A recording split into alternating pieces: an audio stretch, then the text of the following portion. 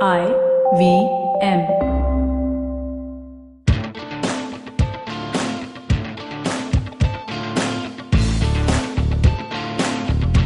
You're listening to TFG Football. Hello everyone, welcome to a brand new episode of the TFG Indian Football Podcast. I know we have a lot of questions that you listeners must be having, and at the moment we can just say let's get back to footballing business, and Chiranjit is back with me. I'm in the studio, he's back in his hometown.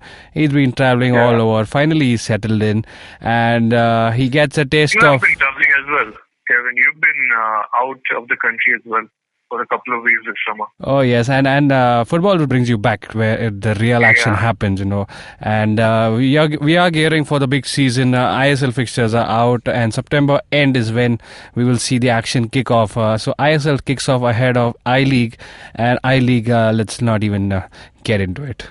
All right, and I-League is October 20th, right? Yeah, it is. But then we are still yet to get the hands on the fixtures. Probably. If it starts on October 20th, we'll probably get the fixture on October 19th, something like that. You know, if we're lucky. Yes, Chiranjit, we are looking at October, but you know the way ISL moves and the way I-League is always set for surprises. It's already continuing this trend. Well, if we are starting I-League on the 20th of October, the fixtures will probably be out on 19th October if we are lucky. Otherwise, the match हो जाएगा, 2 दिन बाद fixture आ जाएगा ये ISL से. And we are yet to know about the 10th team. If Churchill, most likely it's looking like Churchill will be recalled. And, this has always been the trend. One team is always the lucky one, the one to be called back. And Churchill looks like it is this season. So talking about action in Indian football, we've got the big derby that just concluded, and Chiranjit is all excited to talk about it. I'm not so much because it is CFL, it's not I-League, obviously, but we will know about it in detail. Chiranjit, so CFL action, it's not the final that is happening, but it's all big news. What's cooking in CFL right now? Well, as usual, the title race is always fascinating in CFL. But one of the reasons you said like it's just a local league. This is where you get the future talent. That's where the young players get a big stage to showcase themselves. Because the matches are televised, fans pay attention because this is the first major competition that the clubs play after the season starts. So they want to look at the team and see its weaknesses and whatever plus points there are. New signings get their debuts during CFL, just like Johnny Acosta, who may be the best. I think that Jamshedpur FC just signed Tim Cahill, but Tim Cahill is 38 years old. If we're going by just present form and conditions, Johnny Acosta has a good chance of being the best player to play in Indian leagues, either I-League or ISL this season. So he made his debut in the Derby as well. If you guys saw it, he was impressive. But the real story of the CFL lies in the academy graduates. Like we have the likes of Azharuddin Malik, we have already seen. He's another product of Mohun Bagan Academy. He's played for Mumbai City. He's played for India under-23. So we've seen him before. But guess who we're looking at now? Pintu Mahato. Pintu Mahato is from my district. I'm from Purulia. He's also from Purulia. So I have like a special affection for him. He got a goal for Mohun Bagan in the Derby. Saurabh Das went up against Mohammad Al-Amna. Right? Amna is an accomplished international player, and this kid from Mohun Bagan Academy playing his first Derby. He just kept him in his pocket, did not let him function, and the only times when Amna could assert himself was during the set pieces. So you can see these are the guys who are coming up and making themselves known, and in the future you will see them play for many prominent clubs. East Bengal, of course, I think there are lots of red flags going up. They were a little bit lucky to get a draw, in my opinion, because both the goals sort of came from individual errors and marking defects. No, it doesn't matter, Chiranjeev. Doesn't matter. Goals. Yeah, it doesn't matter really. Yeah, of course. I mean, East Bengal showed a lot of pressure, a lot of promise, even after going 2 goals down early with this kind of pressure cooker game. They rallied behind Johnny Acosta and got the 2 goals back. It was a great result for them. Right, so that's why East Bengal fans went back happier than Mohun Bagan fans. You know, all the groups that you saw online and everything, even the people I talked to afterwards, Mohun Bagan fans were like, shit, what happened? East Bengal fans were like, yeah, good. We're still in the game. We can still win the CFL and all that. And they're happy to see the way Johnny Acosta performed for them. So it's a mixed bag for both teams at this point. But I think the biggest takeaway is that the young players that really performed well and rose to the occasion. It's not easy. I mean, I keep saying this. Derby is different from all other matches. You have 70,000 people just screaming at you. It's not easy to just perform. If you're a very young player, and this is where the heroes are made. Yeah. So look forward to these young guys to become prominent names in Indian football. Just glimpses and pictures of the crowd. Videos being sent around. Looking at it's a stadium pack full of supporters, and plus you double the crowd. 2 days earlier, क्या हो गया? वो ticket खत्म हो गया 48 hours before the match. And by the way, it's not like online. Online tickets went out like within 3-4 days on Kiazunga. Most of the tickets were still sold offline. So, about 5-6 days before the match, they opened the counter, and within 2 days that also went. So you can imagine the demand for this, and many people still did not get tickets. Yeah, some people actually went and hid in the bathrooms the night before just to make sure that they got to see the match next day. Wow. Right? that happened. So this is what, it used to be 100,000 tickets, but now Kolkata police is restricting that to 65,000 tickets. So with this pass, that pass, you add it up, it comes to 70,000, which is small for Derby because the demand is much higher. If there was no restriction, we would have easily seen 100,000 people. Yeah, and talking about antics by fans to get into the stadium, and we've also heard about some fans getting into the light towers, the floodlight towers to even watch a match, and that's the craziness that Kolkata Derby brings to you, and that is bad because those are not like if you have seen the Salt Lake Stadium light towers, they're not like the tall ones that you usually see. They are attached to the roofing of the stadium, which means if you're up there and if you slip and you fall, you're going to fall on somebody else. So you're not only dying yourself, you're killing somebody. Don't do that, please. Not on Salt Lake Stadium. Sometimes I go and sit there. I don't want some random dude to just fall on my head and kill me. Okay, just don't do that next time. This is also a time where we see the strength of the corporate entity that's tied up with East Bengal Quest. We see some good signings, and hopefully, a slight bit of professionalism is coming into the club, and Mohun Bagan is showing the strength that they have via their signings, and Kolkata Derby, the CFL. Johnny Acosta is like, I'm impressed because I don't care if you've played like 10 World Cup games or 20 World Cup games and happen to be a very experienced player. Very accomplished players have come to the Derby and have had trouble handling the pressure. And Johnny Acosta, and usually you should play at least 3-4 games before you go into the Derby just to make sure you're ready for it. Johnny Acosta made his debut in the Derby, and he was enjoying his ass out. I think the first 15 minutes he was a little bit getting into the groove, but once he was in, he was enjoying. He was in, he literally became the leader of the team. Like Samad had the captain's armband, but you could see it was Acosta who was signaling to the other defenders stay there. He was even telling the midfielders where to expect the passes, where to go, anticipating long balls from him. And he started attacks, and he even got the goal. You could see that he was taking over the team as the game went on. And at the second half, like for the second half, when the team came out from the dugouts, from the dressing rooms, guess who was working at the very front? It was Johnny Acosta. He was like literally leading the team and got them the goal. He's a defender, by the way, scored from set piece. So what a debut for him, and he's showing his class. Yeah. This is what it means to have a really good foreign signing. Like this, if you want a marquee tag, if you want to use the term marquee, yeah, it applies to Johnny Acosta because he is in form. He's a guy who just played 3 matches for Costa Rica in the World Cup, and he's definitely still very close to his prime, and he can rally the team. He can change the game. And just remember the periods of pressure that East Bengal had towards the end of the first half and early second half, when Mohun Bagan were just defending and clearing for corner.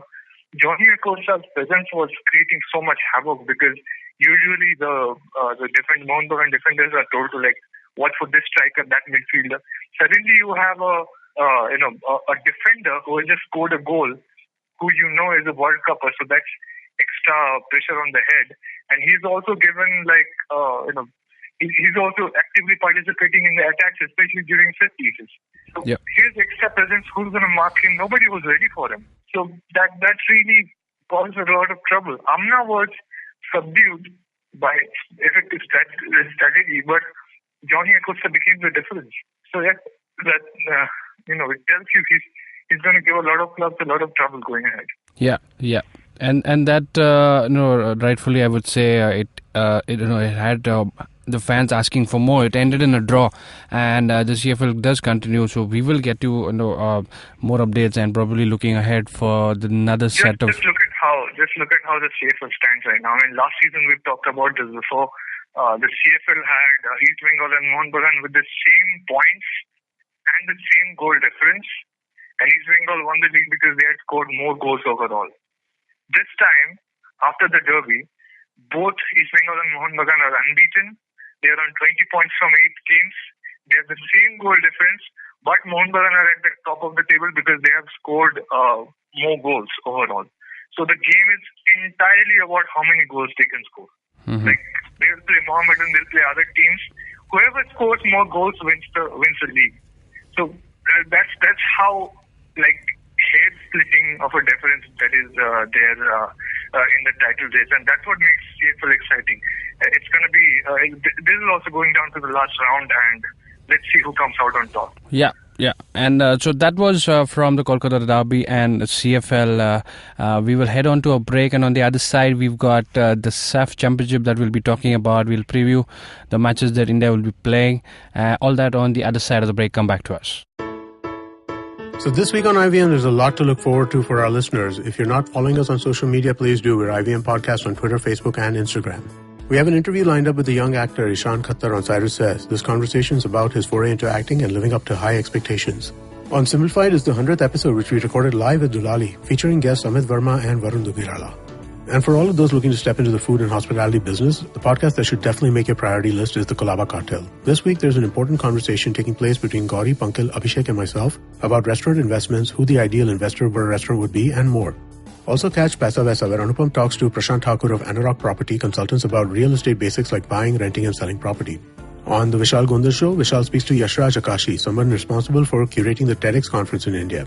On the Pragati podcast, Pawan and Hamsani are joined by strategic communications expert Soren Dayton to discuss how the ecosystem of Washington, D.C. has changed since Donald Trump became the president.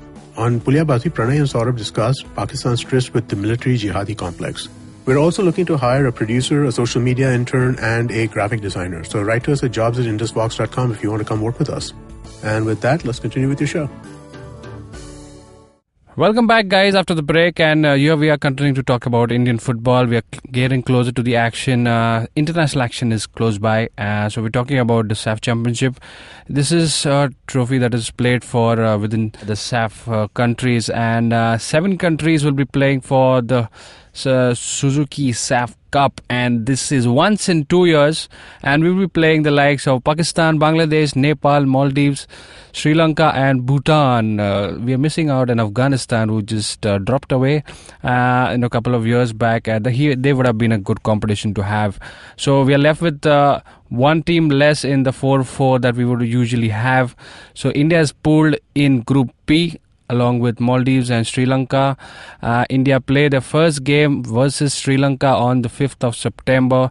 It's a 6:30 kickoff, and it will be shown on T-Sport. Is that correct, Chiranjit? Yeah, SAFF Championship is all over the place, man. I mean, at this point, I just look at it as it was exciting last time because we had lost the final of the 2013 edition, like 12 edition, whatever it was, to Afghanistan, and we were playing in Kerala, and India were not seen as the favorites. Afghanistan were seen as the favorites to win the SAFF Championship again, and there was something to fight for. There was something to prove for a new generation team that Stephen Constantine had put together, and we went on to win that. It's one of the most awesome games I've seen India play, in person, being there at the stadium.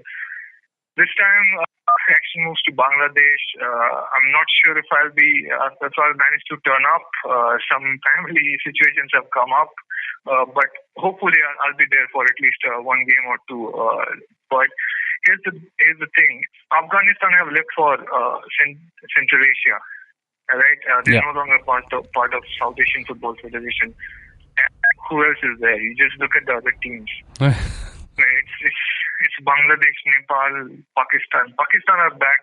I mean, we'll talk about them in detail in the next week's episode. I'm very sure they will be in the semi-finals, and we'll get a chance to look at them in depth, because that's the most interesting team we have in SAFF Championship right now. That they're back after a long time of being suspended because the federation was not functional. FIFA had suspended them. They're finally back, and I think they might be, like, other than Nepal, they are the most threatening team that will be there for India to face. And it'll probably be like that. Nepal and Pakistan in whatever order in the semi-finals and finals for India.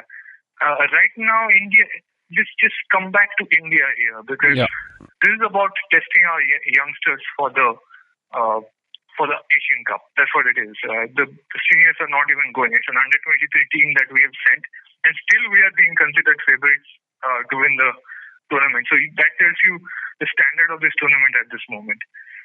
So we got young strikers, we've got young goalkeepers being tested out. So in that way, it's going to be interesting. But it's it's not the same. I've been like growing up watching SAFF Championship at a time when Bangladesh was a tough fight, Afghanistan was always a tough fight, Pakistan used to be interesting and exciting. Now, man, this Sri Lanka and Maldives, we'll sleep through them. Yeah. It's okay. We'll win both the games. We'll be in the semi-finals, and next week is going to be interesting. So I don't know, man. This is. Let's take a moment to understand the strength that the under-23s have.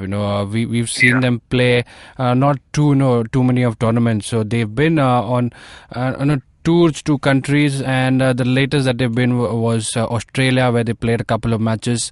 One was against it was billed as a high-profile game, the Sydney FC game, where India lost 3-0, but not before the opposition coach showed some respect for the team that we brought in, and rightfully because they've not been playing too many matches, so it was important to get them some game time, and there we have it. So another team that India played was the Lions. So they also have managed to get in some early goals. So that's a good sign. Farooq Chaudhary got in 2 goals against Raldomere Lions, and Manveer Singh, the tall striker, he also got in a brace towards the end of the game. So that just things are looking bright for at least the young set of players, and this is going to be a test.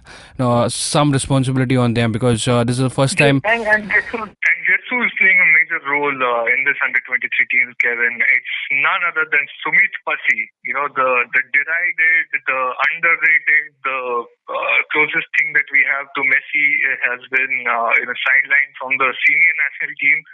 So he's getting a chance now that the bada players are not there.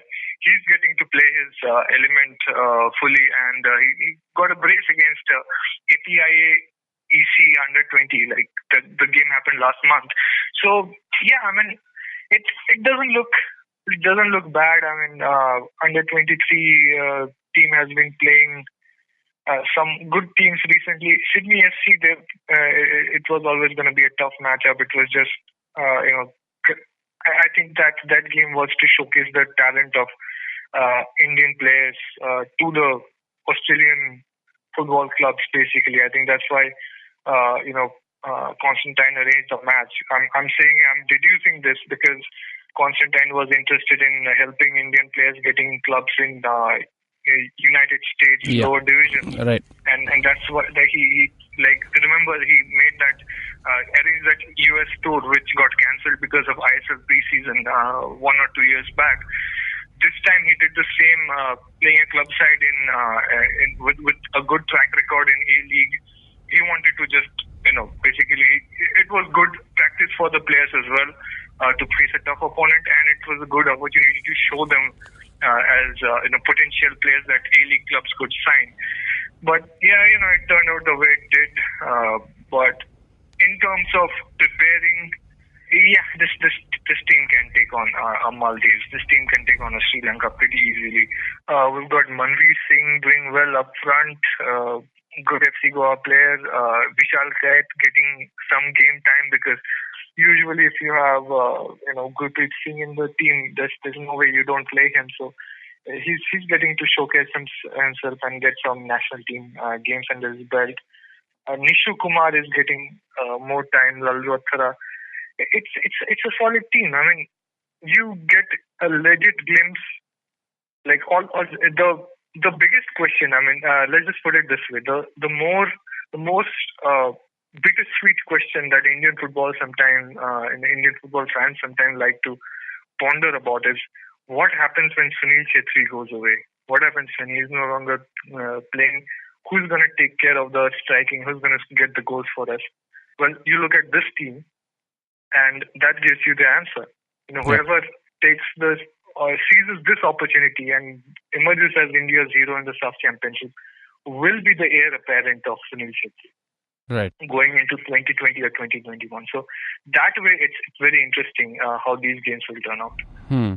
I'm really, looking forward to, seeing how the midfield works around. We've always talked about the midfield of the senior national team, not being the perfect partnership that we are looking for, after Lindo has been injured. So I'll be very interestingly looking at the midfield combination.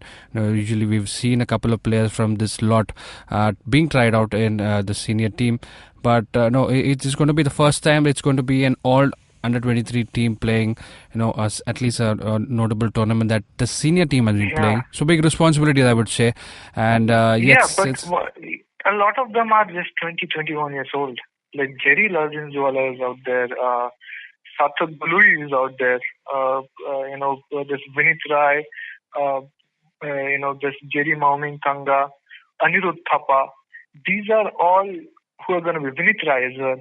They're going to be part of India under 23. They can be if they want for another couple of years, and now they're getting to just already they're in conversation for playing in the national senior team. And although this is the under 23 squad, this is going to be India proper. Like the matches are going to go on FIFA records, so they will be getting senior team credits. Yeah, it's a really great way to groom them. I don't know if Indian team had been allowed to play in Asian Games, whether Constantine would have used a completely under 23 squad in the SAFF Championship.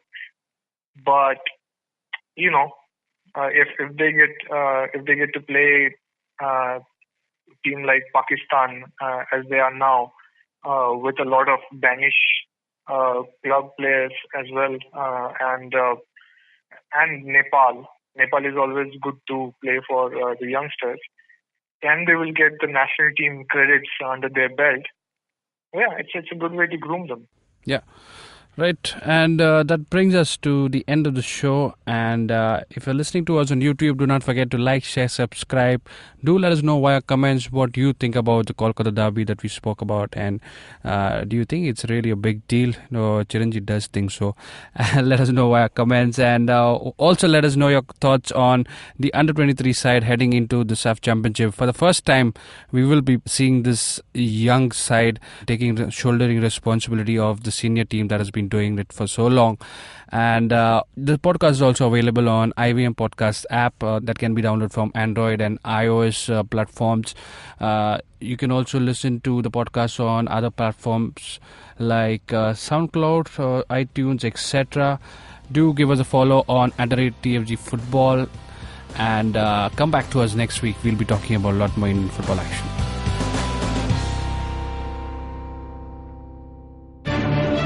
Every week comes a show where three people come together to tell you about stuff they like. A movie, a TV show, a book, and other stuff. Tune in every Monday on the IVM Podcast app to IVM Likes. Batman approves this message. Thank you, Batman. Shunya one, shunya one, shunya one, shunya one. $1 billion acquisition. Another copycat startup got formed. No, the tech world in India is surely moving double the speed of this voiceover. Tune in to Shunya One every Tuesday to catch us talking to the smartest people we know on the IVM Podcast website, app, or wherever you get your podcasts from.